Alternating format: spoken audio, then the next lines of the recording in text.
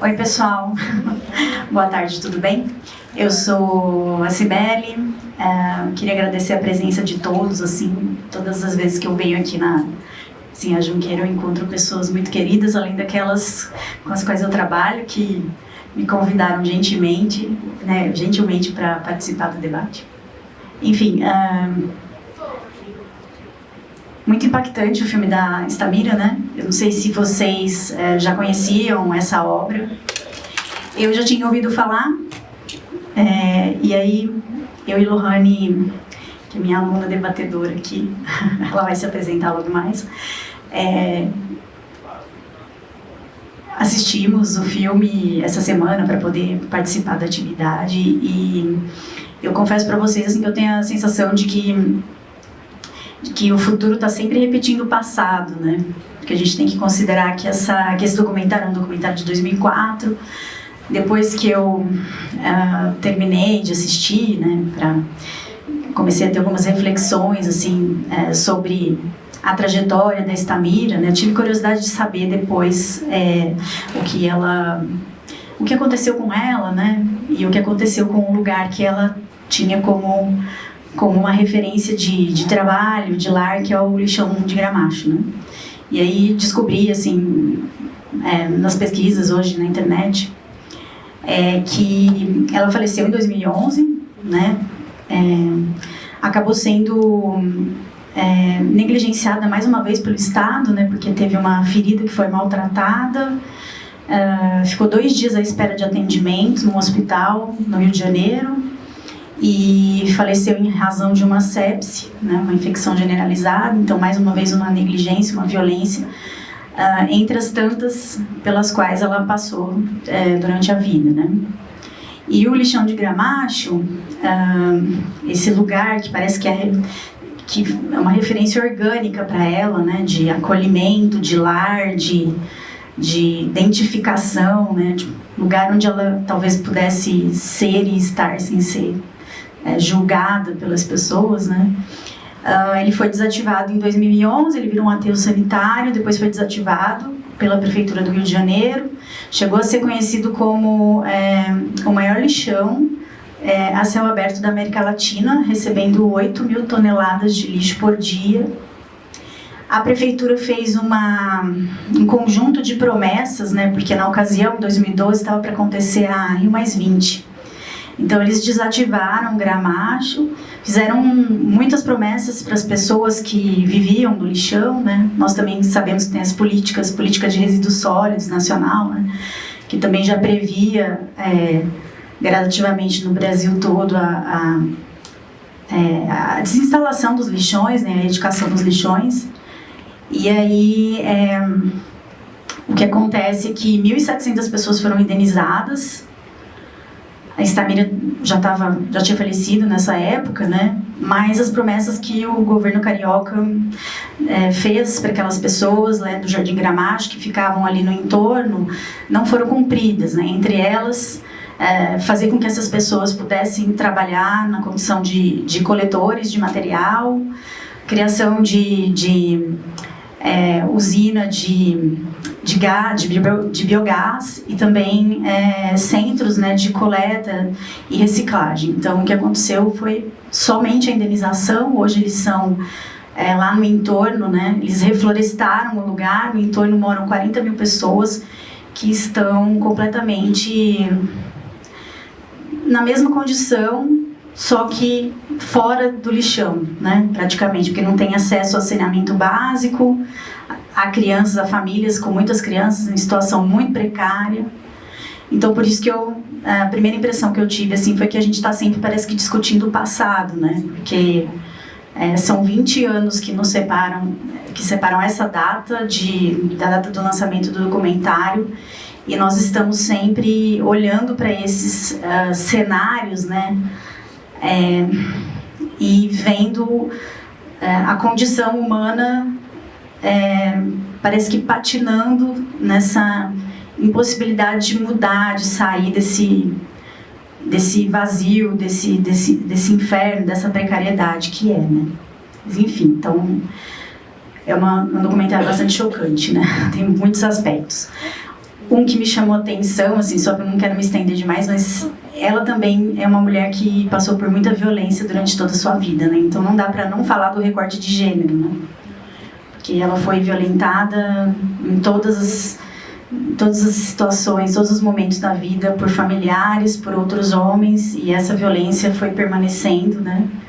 E escancarada na nossa incapacidade de lidar com essa mulher, né, que representa tantas outras, que é uma mulher em vulnerabilidade socioeconômica, uma mulher negra, uma mulher com histórico de saúde mental precária, né, de transtorno mental, e que teve uma vida que infelizmente foi de vitimização por parte dos homens que deveriam ter cuidado dela em várias situações. Vou passar a palavra para a Lohane, ver se ela quer falar alguma coisa. Pessoal, se vocês quiserem perguntar também algo, tá? Por favor, fiquem à vontade, que são um debate, Cid. Eu vou apresentar, né? Cada um se apresentar. Meu nome é Lohane, eu estou no 7º período do curso de Biologia na Barão de Mauá, em bacharel e licenciatura. E recentemente, né, a Cibele veio até mim e a gente estava procurando alguém do curso que poderia debater e procurar alguém que se disponibilizasse tanto do curso de audiovisual e de biologia. E a gente encontrou Estamira, que é um documentário que transparece muito como é que fala? Sustentabilidade e essa questão do lixão, de viver no lixão, que tem muito a ver com a parte de biologia. E então, essa sou eu, estou aqui e vamos debater.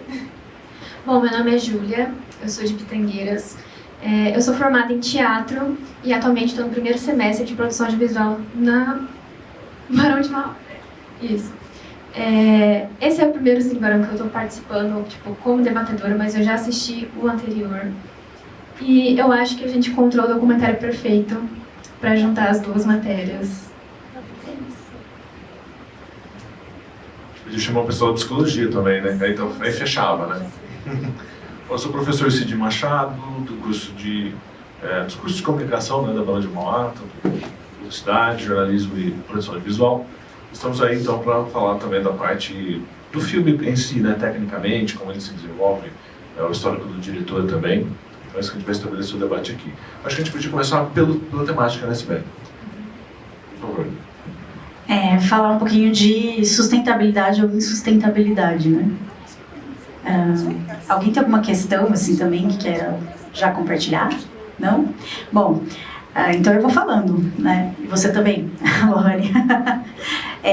O que chama atenção, acho que no documentário, né, que foi uma das razões pelas quais eu e Lohane concordamos, né, com a exibição dele, sugerimos, ajudamos a sugerir, a escolher, justamente pelo fato de que ele coloca o ser humano dentro de um contexto, né, que é bastante preocupante, né? Então, uma pessoa vivendo do lixo e vivendo no lixo.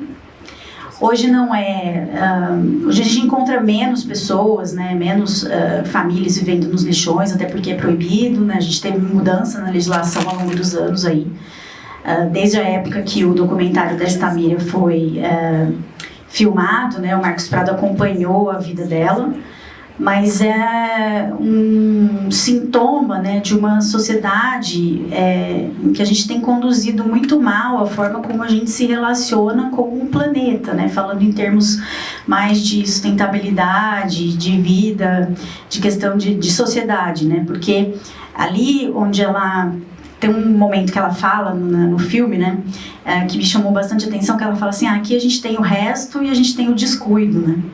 Então, o resto, né, porque é como se o lixão ele fosse, de fato, o final de todas as linhas, né, o local para onde se dirigem as coisas que a gente já não deseja, que a gente não valoriza, que a gente não quer mais ter, que a gente entende como resto, mas também é o lugar onde é uma grande representação do descuido que a gente tem, eu acho que com o planeta, e com a condição dos seres humanos que estão vivendo nessa situação, né? Então, o descuido é a expressão mais chocante do quanto nós temos sido incapazes, eu acho que, de fazer de transformar a sociedade, né? O nosso modelo de desenvolvimento, a forma como a gente enxerga e cuida do ser humano, a gente tem se mostrado, acho que, um pouco incapaz de revolucionar, né?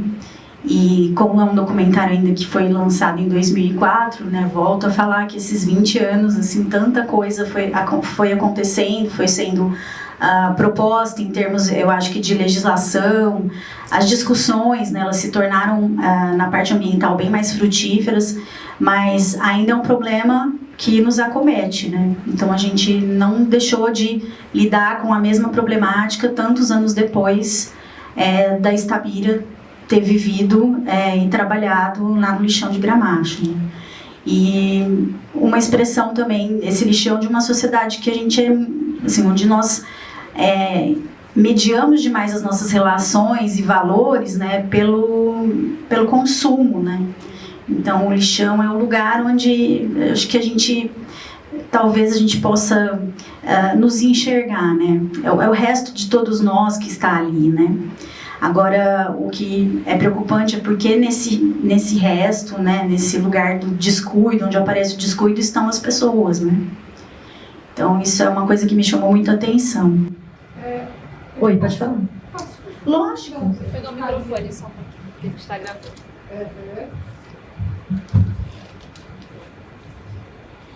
Meu nome é Maria Helena. Eu gostaria de ouvir as alunas sobre essa questão. Tem essa questão de ter um apelo muito grande, como a professora colocou, a questão do lixo, né? E a questão do lixo, eu fiz uma análise, que a professora também mencionou, com o consumismo, com o capitalismo, né? Aí eu fico pensando assim, qual é o personagem central desse filme? É a Altamira, a Itamira? Ou é o lixo? Ou é o capitalismo? Ou é o consumismo? Ou é aquilo que fazemos das nossas vidas e das nossas relações? E parece que isso está por trás de uma maneira muito forte, mas ao mesmo tempo fica mais forte colocar a Itamira ali na frente do que colocar só a questão do lixo. Então, quem trabalha com audiovisual, acho que explora muito essas questões, né? Como que vocês veem isso, por favor? Essa semana eu falei com o Cid, que ele me recomendou um outro documentário que falava sobre o lixão também. E acontece no mesmo lixão, se passa no mesmo lixão. E a nossa questão foi, quantas Istamiras existem? E a gente não sabe. Eu não sabia nem dessa daqui. Entendeu? Eu acho que é justamente o que a professora falou, que é a relação o que é o lixão? É o resto da sociedade. E quem está no lixão? É o resto da sociedade. É assim que as pessoas enxergam quem está lá e o que está lá. Eu acho que os dois são protagonistas porque é assim que os dois são tratados pela sociedade. Sim, então tem até a questão que a professora Sibeli estava falando, que o lixão é o ser humano em essência, né? Lá tá tudo que a gente tudo que a gente produz, então a Itamira, igual a Júlia falou, é a protagonista e o lixão também. Então, assim... Eu acredito, em termos do filme, como você colocou, né? O que o filme... essa questão de colocar um rosto para essa história. É a maneira do diretor trazer isso para a discussão, né? É um recorte, porque todo documentário é um recorte, né? Não dá para a gente registrar o mundo inteiro. Mas através dos recortes a gente se aproxima das temáticas. Eu acho que é isso que o Marcos Prado fez, né? Agora, eu não creio que ele faça uma crítica ao sistema, né? Eu acho que ele não é uma temática que ele aborda diretamente. Ele não está preocupado com isso. Ele está preocupado com essa trajetória dessa personagem que é a Itamira e, claro, e tudo que compõe esse fundo, que é justamente o que você falou, o consumismo e tal. Mas existem outros documentários que tratam isso de uma maneira mais latente, vamos dizer assim. É difícil a gente não relacionar as duas coisas, né, assim, de imaginar que ele está fazendo uma crítica para o sistema. E é interessante que, assim, durante a semana, né, depois que eu assisti o documentário previamente, né, porque eu também não conhecia. Eu já tinha ouvido falar da Estamira, né, mas não tinha assistido o documentário. E, assim, a gente acha, né, virtualmente, assim, muitas análises que tratam dessas questões, né, que tratam da questão do consumismo, mas que tratam também da questão da condição humana, né, são questões filosóficas, sociológicas e questões principalmente de saúde mental. E também achei uma escrita, né, de um grupo, de uma universidade que fala justamente que tem a ver com a primeira percepção, assim, que eu tive no filme, que foi, poxa, ela é uma mulher que foi submetida a inúmeras violências durante toda a vida dela, né? E então que falam da violência de gênero, né? Por isso que eu trago sempre esse recorte. Mas de fato a crítica ela não é tão evidenciada, mas eu acho que ele trabalha brilhantemente essa parte para que a gente possa, a partir dela, como se a própria, eu me senti assim, como se a própria Estamira fosse uma lente para que a gente pudesse enxergar o mundo. Porque ela tem uma maneira muito peculiar de enxergar o mundo, né? E isso não tem a ver com a doença mental que ela tem.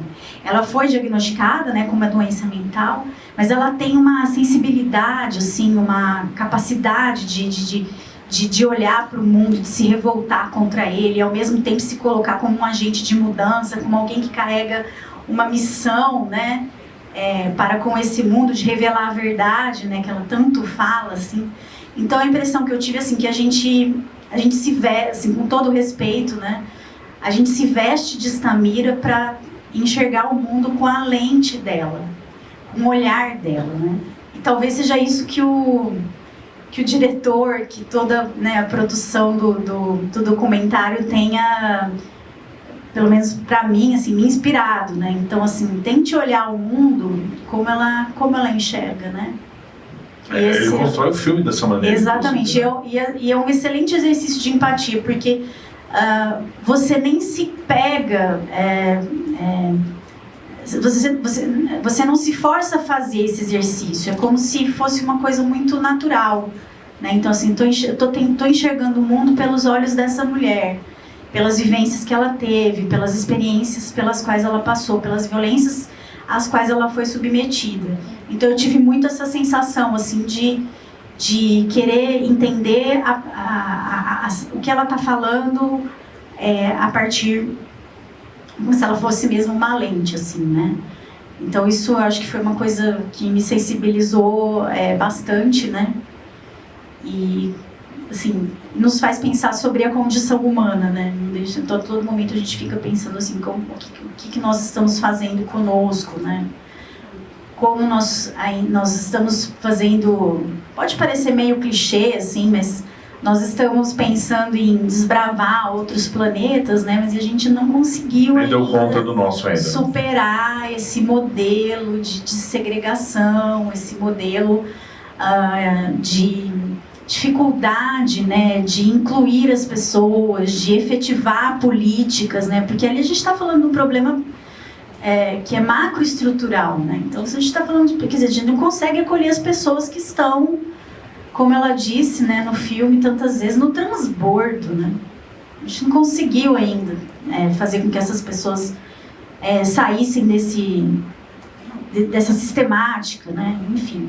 Então isso acho que foi muito sensibilizador, além das questões de doença mental, que a gente sabe que no Brasil, acho que alguém da psicologia poderia falar brilhantemente, deveria estar aqui, né? E de fato os artigos que tem por aí na internet tem muitas análises, assim, do ponto de vista psicológico, né? Mas assim, enquanto também é uma outra questão super negligenciada, né? Então, a mulher que essa pessoa com a qual a gente não consegue conviver, ou então que não compartilha com a gente essa mesma forma de perceber o mundo, né? O que a gente tem para ela é a segregação, né? É a exclusão, até mesmo uma solução aí fiquei pensando de novo nas questões de gênero, né?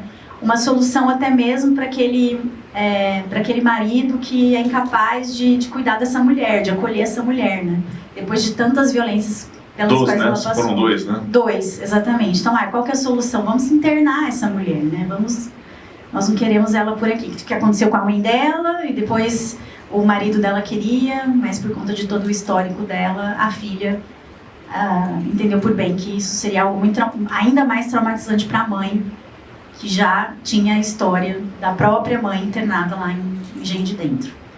Só para discordar um pouquinho, vamos colocar polêmica. O filme é polêmico, né? Existem outros documentários que também fizeram isso e foram criticados no sentido de... É impressionante o que a Esther como personagem é muito interessante. Ela tem um discurso, uma articulação, né, que envolve, né? No entanto, a questão da doença mental dela nos coloca naquela posição, né? Eu até puxo para o nosso lado do audiovisual, né? Ao se deparar com uma personagem dessa, o que você faz, né? Qual é ético fazer isso? Essa aproximação ela é genuína ou de fato eu estou aproveitando da história de uma pessoa para criar um filme que vai ganhar festivais e vai ser, entende? Então tem esse lado também, que há uma aproximação, uma invasão em dados momentos, eu diria, da intimidade dela e assim, como é que você vai pegar a autorização, a pessoa, né, será que ela é imputável? Eu não sei. Se ela poderia responder para ela mesma, autorizar uma filmagem, ou talvez a família tenha, né? Então tem questões que ficam assim, em relação a isso. Acho que em 2004 nem tinha muito essa discussão, talvez ela seja uma discussão mais recente, né? A respeito da autonomia.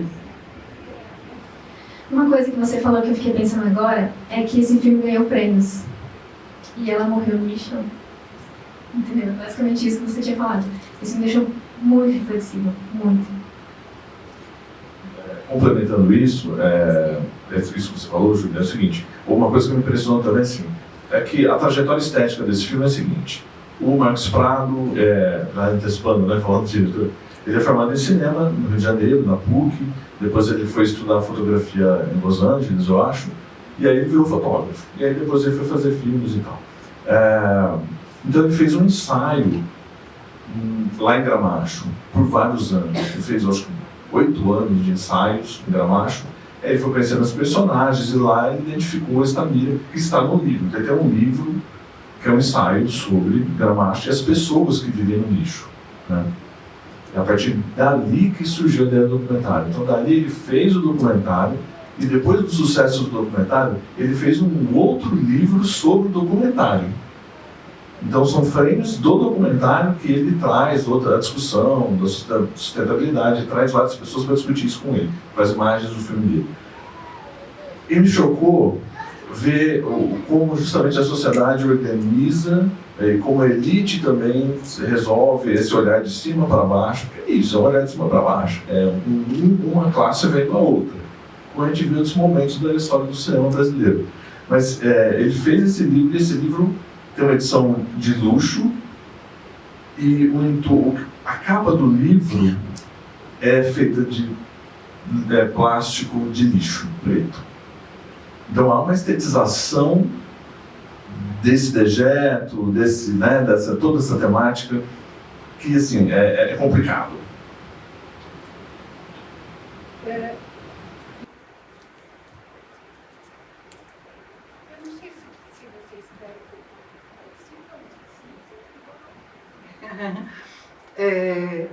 Agora, sabe o que me chamou a atenção muito nessa personagem? Ela tem uma autoestima raríssima, não é? Ela podia estar completamente destruída, mas ela... Tudo bem, tem aqueles momentos de surto, em que a gente reconhece que ali é uma fala totalmente assim, a gente não consegue, é uma coisa mesmo de surto. Mas ela tem umas frases, eu até anotei algumas coisas aqui. Feio é o que fez e o que faz. Não é o externo, são as ações que são feias, né? A morte é dona de tudo. Olha isso. Isso é de uma profundeza, né? Outra coisa, assim, a questão da loucura mesmo, né? Tem uma hora que ela fala assim, qualquer um pode ficar perturbado. E é bem a gente fica meio doidinho às vezes, né? Tudo que é imaginário existe, é e tem, que é a frase final do filme, né? Gente, quer dizer, tudo que a gente considera real é criado na mente, né?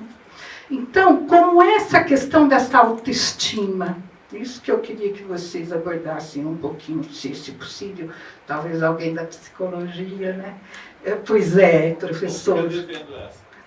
Pois é, porque é muito forte. A gente vê pessoas mais ou menos sãs, consideradas sãs, que não têm essa autoestima. Que você vê que a pessoa tem tudo assim, pô, que legal, legal, e a pessoa se põe para baixo, para baixo, para baixo, para baixo. E ela não, ela está ali num contexto para destruir, mas ela se põe para cima em tudo. Isso me impressionou muito. Eu acho que foi a personagem de uma autoestima mais forte que eu já vi. Eu achei assim, eu não tive essa percepção da autoestima, mas eu tive a percepção dela ser uma pessoa que valoriza muito a autonomia dela, né? Então, assim, quando ela fala dos remédios, que ela não quer ficar dopada, né? Que ela veio revelar a verdade de qualquer jeito, ela quer falar. Eu acho que ela se mostra, assim, muito querer ser dona de si, assim. Mesmo ciente, e aí eu tô falando de um ciente que parte da minha percepção do que é estar ciente, né? Mas mesmo estando ciente da condição mental que ela tem.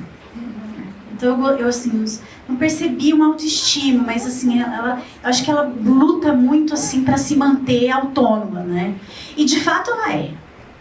Porque mesmo com todos os momentos onde ela tem, a gente percebe que ela está mais fragilizada, mentalmente fragilizada, outros momentos que ela está um pouco mais lúcida, mas ela é uma mulher que ela tem, além desse olhar lúcido, né, para o seu cotidiano, para a sua vida, né, ela também tem uma compreensão de quem ela quer ser.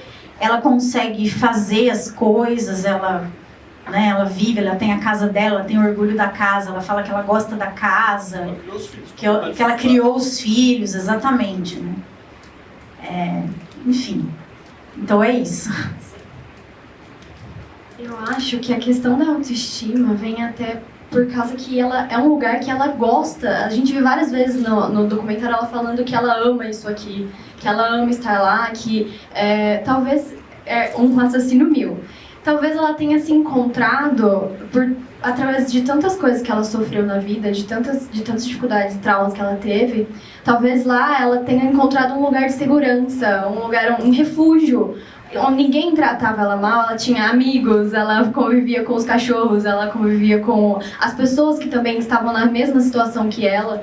Então, a nossa visão é que é realmente um lugar precário, é uma coisa muito, muito triste de se ver. Mas para ela não via assim, a lente dela, por mais que ela passou por dificuldade, ela teve que construir, ela teve orgulho de construir a casa dela, igual a professora falou, e tudo que ela construiu lá, ela estava feliz de estar lá. Ela encontrou um lugar e ela se estabeleceu ali e para ela era a coisa mais perfeita do mundo. Eu acho que justamente isso que você falou se encaixa com a sua primeira pergunta. Porque isso é o protagonismo. É ela, o lixo, e tipo, ela se encaixa ali porque ela gosta de estar ali. Ela sabe de toda a situação, ela sabe o que está acontecendo em volta dela. E ela fica ali mesmo assim, ela permanece ali. Eu acho que é um pouco disso, assim. Autoestima, realmente, eu não diria autoestima. Eu acho que ela é fragmentada, né? É fragmentada. E é interessante que eu tive uma experiência documental numa situação semelhante, não igual, né? Que tinha uma cooperativa aqui em Ribeirão Preto, chamava Mãos Dadas, não sei se ela existe ainda ou não, mas num dado momento tinha um vínculo com a prefeitura da cidade, já há alguns anos, e muitas situações que eu vi da Estamira, eu vi lá. Apesar de ser uma cooperativa, quer dizer, não era lá no lixão, era já o reciclado que chegava. Mas ainda assim, muitas relações das pessoas com o material eram muito próximas do que a gente viu ali, né? De improvisar o abrigo da hora do almoço, a questão social ali é muito forte. Acho que isso mantinha ela lá. A questão social, o vínculo com os amigos, da mesma situação como você disse, a identificação. Então, pessoas que não julgam porque estão vivendo, enxergam daquela mesma maneira. Mas eles relatavam também essa questão do preconceito muito forte com eles. Então, mesmo eles sendo trabalhadores, ganhando seu sustento, de uma maneira, quer dizer, não era no lixão, mas ainda assim as pessoas associavam, a sociedade associava eles ao lixo, né? Como lá o Gramacho, né? Tudo a céu aberto, tudo, né, sujo e tal. Então, é difícil sair desse estigma, né? E é uma situação que realmente está aí, né, espelhada no país inteiro. Queria fazer uma pergunta também para vocês, relacionada à estética e um pouco da narrativa também. Porque a gente tem duas texturas muito marcadas no filme, né? Temos preto e branco, colorido, e eles simbolizam momentos bem diferentes. Então eu queria que a Júlia, enfim, o Cid comentassem mais para esse lado do audiovisual e também vocês, né, mais para o lado da sustentabilidade, da biologia, como que vocês veem essa dicotomia bem clara, assim, estética, mas que também tem algo ligado ao sentido do filme. De técnica ali, ele traz o preto e branco, a questão de usar película, né? Uma coisa que na época era bastante diferente. Hoje quase nada é filmado em película, é tudo digital. Então ele faz essa alternância, né? Do colorido com o digital e essa visão do preto e branco, que é bem granulada, né? Eu fiquei chocado, porque eu vi uma foto que não estava muito boa. Mas aqui deu para ver que assim, ele é proposital, ele estragar a imagem, trazer aquela dissolução quase, né? É muito contrastante quando você vê as imagens já coloridas, super definidas, né? Aquela textura do lixo, né? Que te coloca, na verdade, até com nojo, né? Te separa daquilo. Mas a película não dá aquela, né? A amálgama, aquela imagem fica meio de sonho, uma coisa meio de sonho.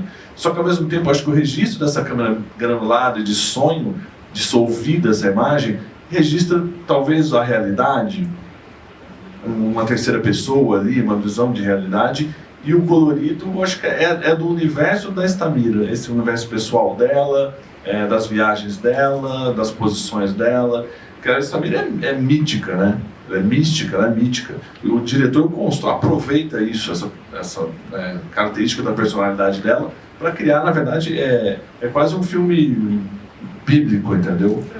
Profético, bíblico. Ele constrói isso com as imagens. Temos uma pergunta para colocação ali. Você quer comentar agora? Não, pô, vou esperar ele acabar para eu querer comentar. Não, pode falar. A gente vai falando aqui.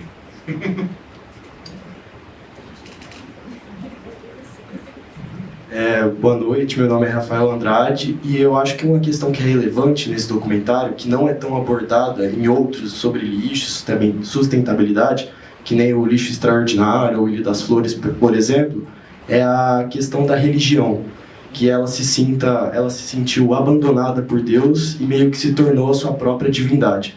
E aí eu queria saber uma coisa, você acha que é possível dizer que esse documentário, de uma certa forma, contextual, poderia ser um estudo sobre o paradoxo de Epicuro? Ele pegou a gente de surpresa agora, né? Explica pra gente aí. Faz a tradução. Sobre o paradoxo? É uma questão mais ou menos assim.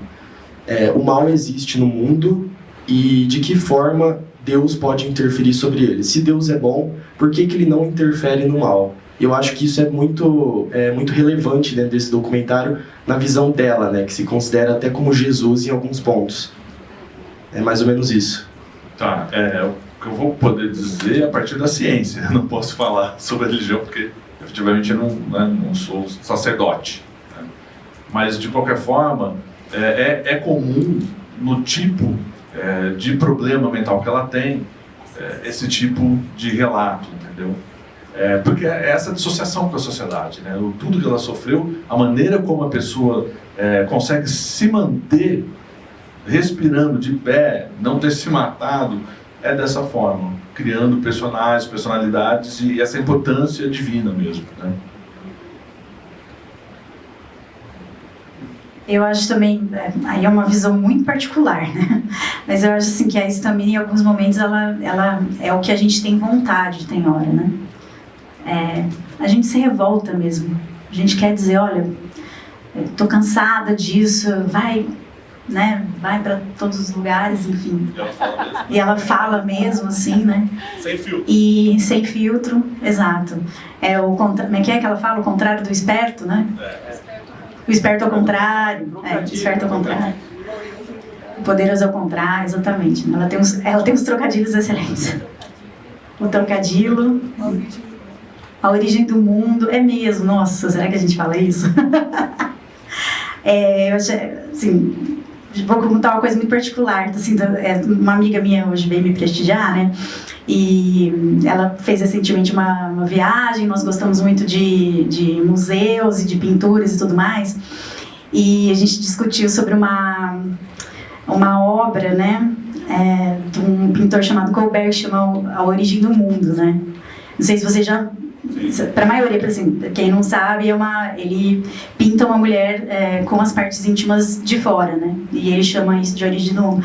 E aí eu achei interessante, eu estava com a minha amiga ali, e quando ela tem aquele embate com o neto dela, né? E que ela fala assim, não foi Jesus que pariu sua mãe, fui eu, né? Foi aqui, né? Foi aqui. Então, assim, automaticamente me veio isso na cabeça. Eu virei pra minha amiga e falei assim, olha aí a origem do mundo, né? Ela tá reivindicando um lugar, né? Eu pari, eu sei, né? Eu sou a mãe, eu dei origem, né? Não foi Jesus, não foi Deus, né? Então eu me senti muito assim na hora, essa coisa dela reivindicar esse espaço, esse poder dela, assim, de falar, não, eu pari, né? Eu sei o que eu tô falando, eu sei o que eu tô fazendo, né? Então foi bem emblemático, assim, essa parte do documentário para mim, porque me veio realmente o quadro do Colbert, né? Enfim, eu até ia apontar... e outra coisa que eu achei assim, só para... Eu sempre olho para as coisas com a lente do gênero, porque eu estudo essa questão, né?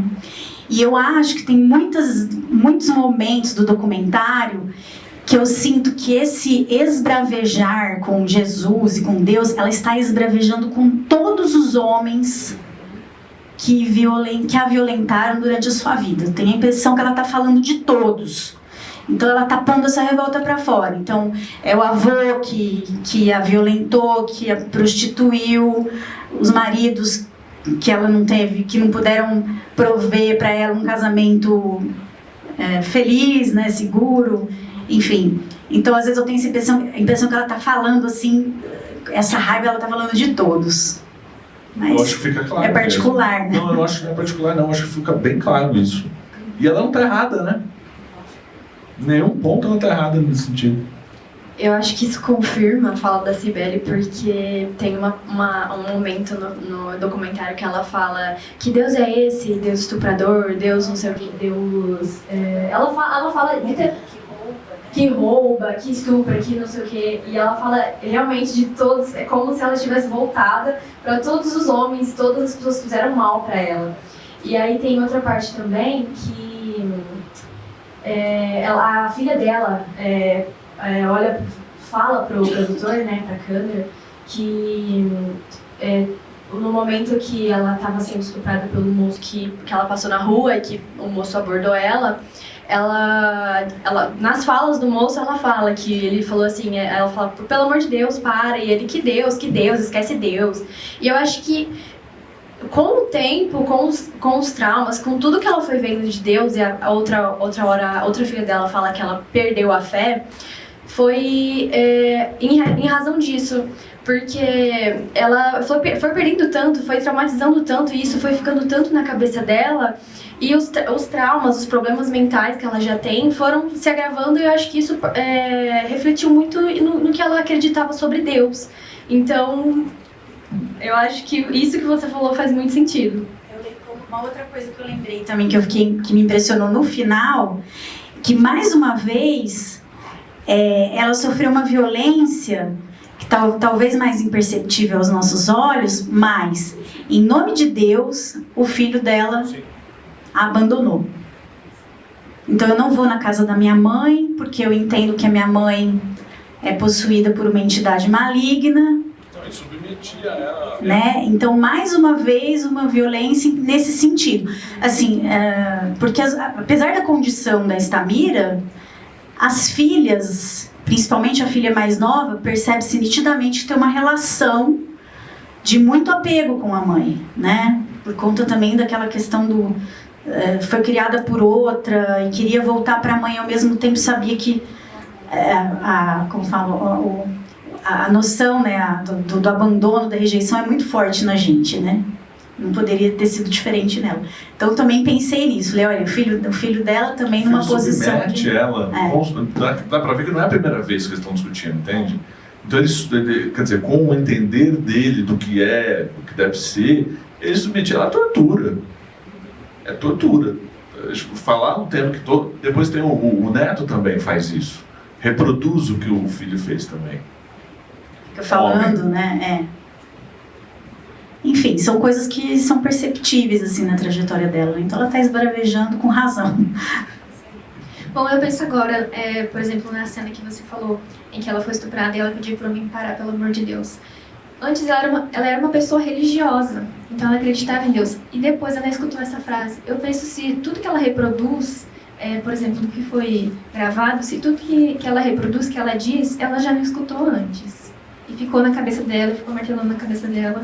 E ela já estava, não sei se é certo falar, que ela estava propensa a ter algum tipo de problema mental. Ela já tinha história genética. Sim, né? exatamente. Não sei se... Enfim. Eu acho que é isso. E se tudo que ela falou, ela já escutou e ficou dentro da cabeça dela. E agora ela fala, ela põe pra fora, entendeu? Mas ela articula, né?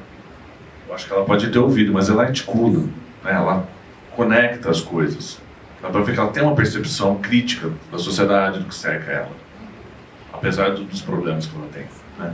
É muito interessante ver a linha de raciocínio que ela segue, porque ela não fala coisas aleatórias. Ela não, assim, por mais que no raciocínio dela as palavras sejam a gente não entenda, por exemplo, o trocadilo, eu não entendi ainda o que... eu acho que era um homem, porque toda vez ela fala, o trocadilo que fez isso é um trocadilo. Então, por mais que ela tenha essas palavras que ela inventa ou que na cabeça dela fazem sentido, a gente vê que ela tem um raciocínio que não é uma coisa assim, que... Nossa, ela tá viajando. É uma coisa concreta. Ela fala e ela sabe do que ela tá falando. E por mais dos... Ela tem até consciência de que ela tem problemas mentais. Ela mesma fala, eu perturbada, eu sou louca, eu sou maluca e eu sou doida, E outra coisa que eu esqueci. Ela falou, eu sou essas 4 coisas. Mas, além de tudo isso... por mais que ela tenha o conhecimento e saiba que ela tem problemas mentais e que ela precisa tomar remédios, ela ainda tem uma capacidade de raciocinar e ela ainda segue uma linha de raciocínio e uma coisa que faz sentido. Alguém tem alguma colocação? Não? A gente pode seguir com a análise também, mais um pouco do filme, né? Que eu não sei se todo mundo quer aprofundar mais nessa parte, né? Que é a minha área. Mas tem uma conexão também com os outros filmes que a gente já falou aí, que é O Lixo Extraordinário, um outro documentário que foi feito por vários diretores, né? Uma diretora também, só que produzido pelo Vicky Muniz, que é o artista, né? Que faz a intervenção lá em Gramacho, de uma maneira também polêmica, né? A Boca de Lixo, né, que o Eduardo Coutinho fez, que também não foi lá nesse mesmo lugar, mas também explorou essa temática, se aproximando dessas pessoas nessa situação. E aí também vemos personagens com assim, comportamentos semelhantes ao de Estamira, vivências semelhantes, né? Acho que a situação, né, de estar no lixo é complicada. E também um outro filme que poucas pessoas viram, é um filme experimental chamado Andarilho, né, do Cal Guimarães. Alguém já viu? Que é justamente em Minas Gerais, ele segue vários personagens que estão andando na estrada, andarilhos da estrada. Ele acha um que é justamente muito semelhante ao comportamento da Estamira. E ele vai seguindo, quer dizer, no caso ele era mais complicado porque assim, não tinha quem autonomizasse. A pessoa estava sozinha, andando e a equipe seguiu. E tem cenas fantásticas. Também uma argumentação mística, de cosmogonia mesmo, de origem do mundo, de fim do mundo, mas assim, é muito articulado, tão envolvente quanto dela, né? Ele segue esse personagem até o extremo, assim, ele tem uma hora que ele surta, parece que ele vai para cima da equipe. Então, assim, é complexo também dialoga, né, com esse filme, o Stamira, mas no caso um personagem masculino, né? Essa questão do ensaio, né, que a gente já discutiu, a origem fotográfica, né, do documentário. A trilha tem uma conexão importante para ressaltar, que é o seguinte: o Marcos Prado, ele é produtor e coprodutor de muitas obras do José Padilha, né? Não sei se vocês viram o nome dele lá, que é o diretor do Tropa de Elite 1 e 2 e tal, dentre outros filmes.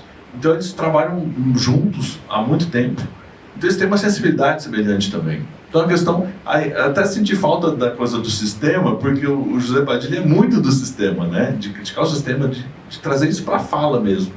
E no caso aqui não, ele, né, investiga mais a personagem. Mas assim, mas a sensibilidade é muito semelhante. Você pode ver que ele usa uma montagem envolvente, que é para te colocar nessa situação da cabeça dela. Ele nos torna esquizofrênicos ao assistir o filme, né? O que eu acho positivo e negativo ao mesmo tempo, né?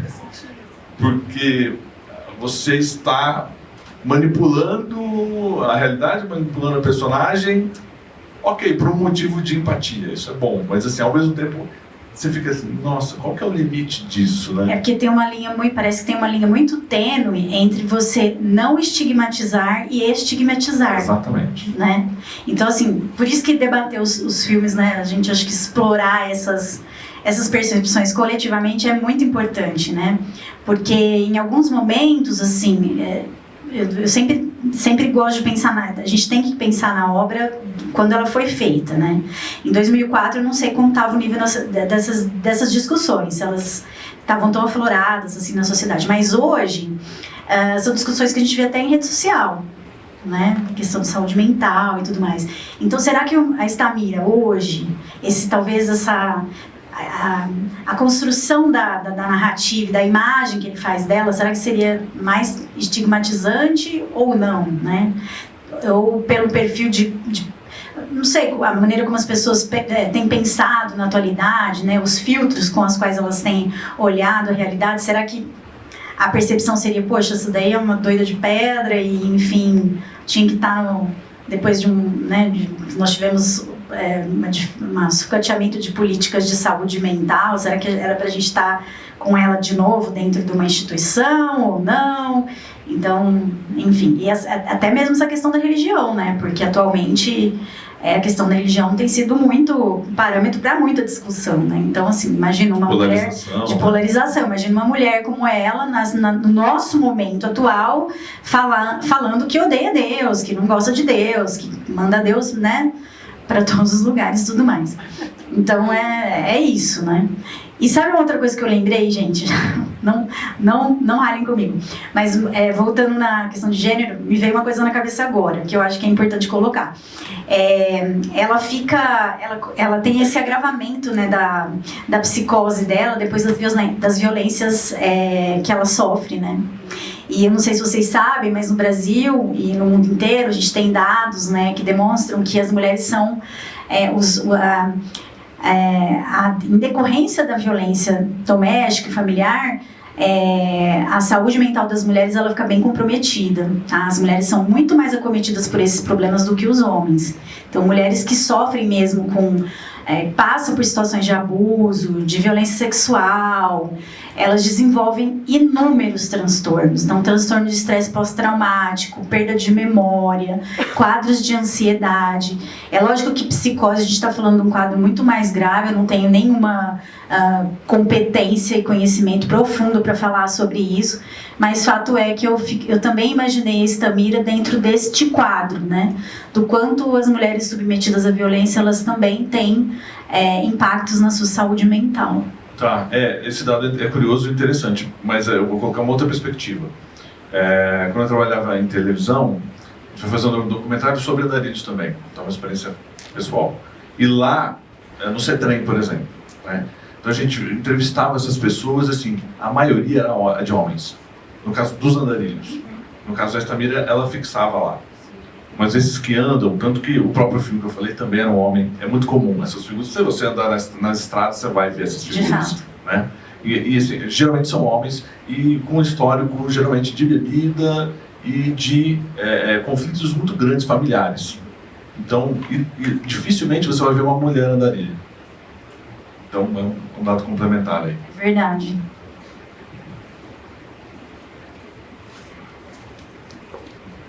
Eu acho que... Eu não tenho dado nenhum sobre isso, né? Mas agora, pensando sobre o que ele falou, que a maioria dos andarilhos são homens, eu acho que é mais uma questão da violência de gênero. Porque imagina uma mulher andarilha, o quanto ela estaria mais exposta ainda a perigos do que um homem.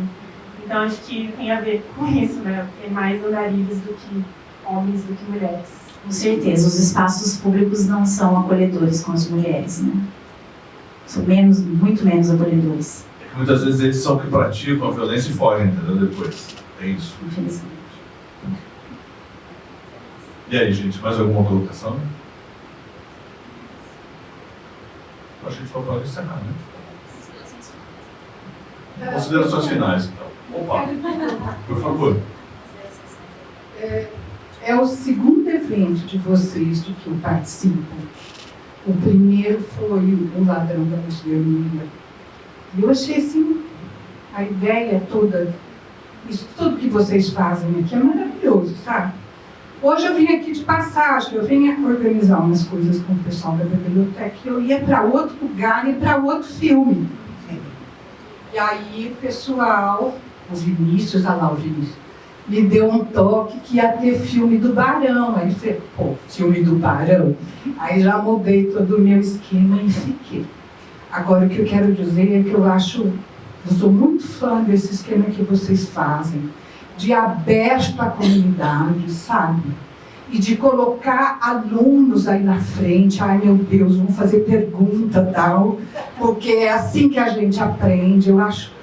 Mas assim, maravilhoso, junto com o professor, mas também não é só o professor falando, porque dá um tempo, né? Então, o aluno também tem que falar para se expor, para aprender. Eu sou super fã. Coloquei o meu nome na lista para receber mais informações e divulgar mais o trabalho de vocês, porque eu acho muito produtivo a gente ouvir o pessoal da área explicando. Eu não sou da área. Então, tem alguns insights, assim, algumas viagens, professor. Eu faço algumas viagens, mas aí vem o professor e coordena, a professora dá uma... Né? É maravilhoso, vocês estão de parabéns. Muito legal, viu? Parabéns. Mas a gente viaja junto com eles, viu? Eu posso te dar toda a certeza. E é isso que eu gosto muito de fazer, na área do audiovisual principalmente, que a gente vê a viagem que eles querem fazer, a gente ajuda eles a viajar. É mais ou menos isso. Eu também, acho sensacional. E a gente aprende juntos, né? Eu queria falar que não é só aqui, é na sala de aula também, embarca nas nossas viagens. É que o propósito, eu fui convidada a participar, né? Convidamos a Lohane também. É muito bacana, porque eu acho que a gente tem a oportunidade de aprender juntos, né? Todos nós estamos em construção. Até o último dia de vida na Terra, a gente tá em construção, né? Então é isso. Essa é mais uma grande oportunidade de fazer isso.